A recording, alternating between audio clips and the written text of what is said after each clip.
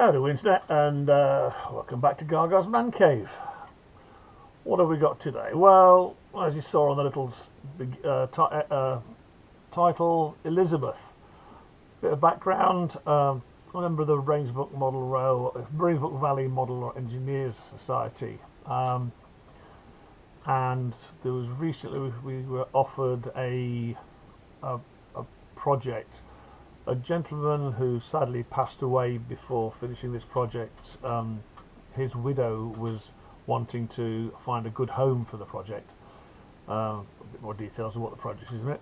So she offered it to anyone who would complete it, because she didn't want it just to be scrapped or disposed of, which I suppose does happen a lot of times. If people aren't sure what they've got, they'll just throw bits of metal away. So she offered it to the club, and a few of us had looked at it, and I decided, yeah, I think I could probably take that on. So what was it? Well, it's a 5-inch gauge simplex, Martin Evans design.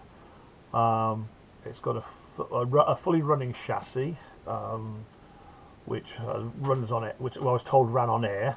And there's a boiler included, and various bits of brass superstructure. So I took it on, agreed a price for it, the lady was very grateful for, and I brought it home. I have been slowly looking through it, and what I got with it was a full set of drawings for it, also a set of drawings for a 1.5-inch all-chan traction engine and the book for it. So that might go on the pile for sometime down the line. Yes, I've got several projects on the go. I've got Diac 2.5-inch gauge. I've got a 32mm gauge tram engine, which is a Helen. I've been collecting my bits for my 5-inch gauge Black 5. The chassis of a simplex is roughly the same size as a Black 5 chassis, only it's not got the leading pony truck, and there's no tender on the back, obviously. So it's given me an idea of what I'm going to be looking at when I start on the Black 5. So without further ado, I'll go through a few bits and pieces of what I've found and what I've got, what I've done, and I hope you enjoy it. This is going to be a project that goes in alongside Helen, because I'm getting on quite well with her. Helen's currently with the Society's boiler inspection to get the boiler pressure tested, and I might do a Helen and an Elizabeth.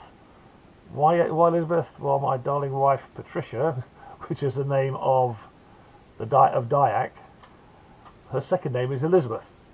So I've decided, and as she bought it for me for our 6th wedding anniversary, and those of you who know, a 6th anniversary is iron, and the loco is made of big chunks of cast iron.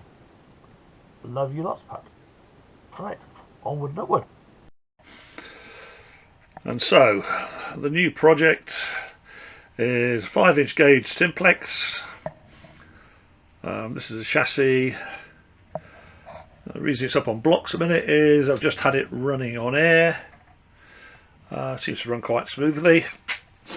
A few bits left to make. I've got the two, I'll show you this in a minute. I've got the two footboards. It needs a lubricator pump on this side and a drive from the expansion link. I'm going to run it from the top. The drawing shows it coming from the bottom, but it then has to jiggle in and out. So a nice easy one will be up on the top here. There is no means of oiling any of the axle boxes. You can't actually get to the front ones because they're under this stretcher. The simplex, the super simplex, has an oiling system, so I'm going to be looking at doing that, but that means running pipes, drilling holes in the axle box, the hung guides and the axle boxes. I'll show you on the cab side. There's it shows a little three-way oil box on each of the two tank fronts. But it seems to be it runs very nicely. The background to it I've already covered. As you can see, there's still a little bit of cleaning up to do on the rods and things, just to tidy them up. And also on the left hand cylinder cover, or our valve cover, these outside screws are actually countersunk. They look like the homemade ones, and on the other side they're studs and nuts. So I think I'm going to look at making some new countersunk screws. I've looked at getting some. They're 5BA. You can't get 5BA ones that are longer than an inch. Well, I've not been able to find any yet, so I'm going to make some. That's not going to be hard to do. Then there's little bits, but we'll cover those in detail as we go forward. And that's probably just a little clip of the chassis running on air. Sorry about the noise of the compressor. I filled the air tank up on the compressor and then ran the chassis, and it uses quite a lot of air, so obviously steam expands a lot more, so it would run better with a boiler full of steam. But just gives you a nice little view of it running, and it'll get a bit of a chuff chuff chuff sound, which is most enjoyable.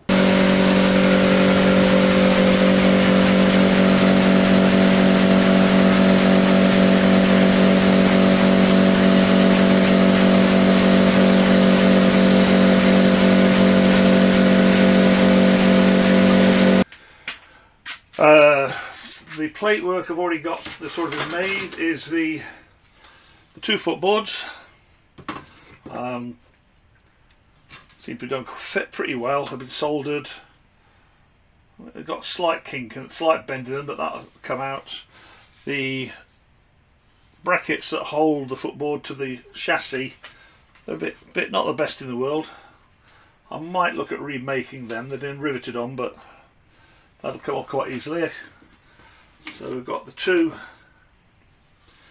footboards with the balancers. Fairly well made. Them out of the way there. Next thing we've got is the tank sides and the cab sides. They've been made as the instructions suggest. They set the instruction book that you can buy says once you've cut these out, as soon as you cut out the gap for the crew to get on board, solder the door in, because otherwise that's the only bit that'll hold it up together, and it can bend. The inside of the tanks have been started to be soldered in. The angle iron also got a load of extra angle iron, which I'm going to be needing. That's the right hand side. Here's the left hand side, not quite as progressed as far, but once again it's been joined up. And then there is the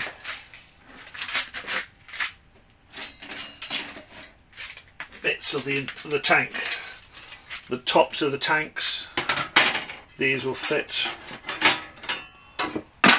on top here. They don't go all the way back because the spectacle plate goes down here. That's a bit of spare. There's the other cab tank top. Inside bits of the tank. It's got that funny shape to allow for the oh, I can't remember what it's called now. It's gone. The operating rod. There's them. And I've got a few bits of spare brass as well. So got quite a lot, enough to get on with. I've ordered the spectacle plate through Model Engineering Laser. Ed does quite a lot of the parts of simplex laser cut. The other bit I've got is quite an important bit. It's the boiler.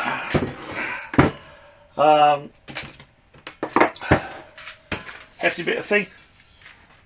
It needs pressure testing, obviously. I've not got any records of whether it's been hydraulic tested or pressure tested. It appears to be complete, and I would think it probably has been done at some point. So I've got to make up the bungs for it. A couple of issues I've found with it are when I got it, it seemed to have a rather large chunk sticking down at the back, obviously from the back of the firebox. Check the drawings, shouldn't be there, so I've taken that off. The washout plugs on each side, they're in slightly the wrong position. When you read the book on building simplex, Martin Evans suggests don't drill the holes in the chassis sides until you've mounted the boiler. Well, a lot of people, they just cut the holes out, or they buy the ready cut and they don't line up. This is too far forward. The boiler will be sitting too far forward and a touch high, so I'll cover those later on in the build, how I'm going to get around that. I've got a cunning plan.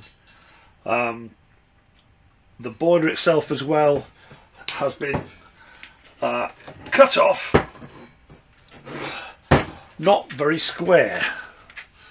I'll just see if we can get a picture of that. Yeah, the front of the boiler is not that square. Got a bit of gouge coming in here. Between the boiler and the smoke box is a ring that's machined to fit in there, because it fits inside the boiler and it fits inside the smoke box. But that's going to need to be looked into. I did order I looked at the price of a piece of 5-inch diameter copper tube to make the smoke box out of. It's about 3.5. It says 3.5 inches long in the drawings, and that came out at just about £99 without delivery. Bloody hell! So I had a couple of questions at the Model Engineering Club, and the general consensus has been, well, you don't need copper for that, you can use steel. So I purchased a 5-inch length piece of 5-inch diameter 3.2mm steel tubing. I then spent a bit of time, drilled a hole for the chimney and bored that out. Fits nicely. And the two underneath for the steam pipe and the exhaust pipe. This will fit on there. It does fit on. It's a very tight fit. So technically I don't need the adapter. However, when it's all set up on the chassis, there's a 5mm gap between here and here, and that's not taking into account the bit I'm going to have to put in for the washouts. So I'm going to order another piece of this. Of the difference in price, £99 for copper. I think it was £3.20 for a bit of steel. So, and it's also not quite a rigid, nice solid. Copper would be probably a bit flexible. So I'm going to get another bit, but I'm going to make it a bit longer, just to I'll mount the boiler so that I can get this as close as possible to the hole in the chassis sides, and then I'll adjust the length of the smoke box. It's not going to be much, and you'll hardly notice it, but it'll make it a lot easier. So there we are with that bit. That's that bit done. Now that's the boiler in place. As you can see there, that's the washout plug bush. It's too high up, so either the boiler needs coming down, or I need to make that hole bigger. there is a space in there between the front of the throat plate and the stretcher, but if I move the boiler too far up, it's going to make that hole, where have we gone, a bit awkward. So I'm probably going to look at putting it, as I say, where it was, which the trouble then is it leaves that that gap at the front. Well, the adapter ring's 15mm, so it's not going to quite give enough. So if I extend the length of the smoke box, I can get away with that. So yeah, but that's looking promising. Another thing that was pointed out to me, when it runs, which you'll see in a bit, it's running backward. So when the reach rod is fully forward, it's running in reverse. So it's probably got the wrong thread on here. It's probably got a not standard thread as opposed to a left-handed thread, which is quite an easy thing to sort out. It's a matter of unbolting this, take it out, make a new thread. But take care of that as and when we get to it. And put one of the footboards in. This is the footboard. I'm not going to fit properly because that slot is designed to go over there. But footboard in place, and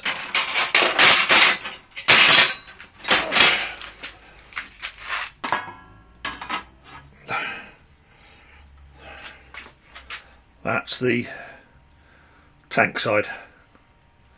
So yeah, happy days. Right, so there we are. That's the new project.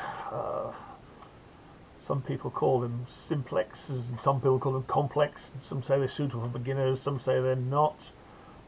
From what I've got a lot of the hard work's already done.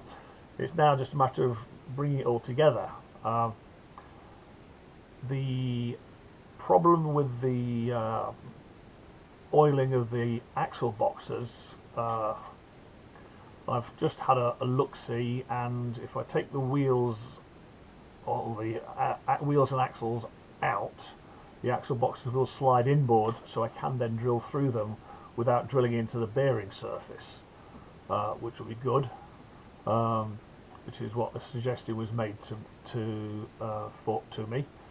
So that's probably what I'm going to do, but that'll be probably in a while. Next week it'll be more progress on Helen. She's coming along nicely. Fingers crossed, touch wood. I will have the boiler back with the certificate and can start putting her together. Maybe a little bit of a steam running session. Have a good time, everyone. Chat soon. Bye.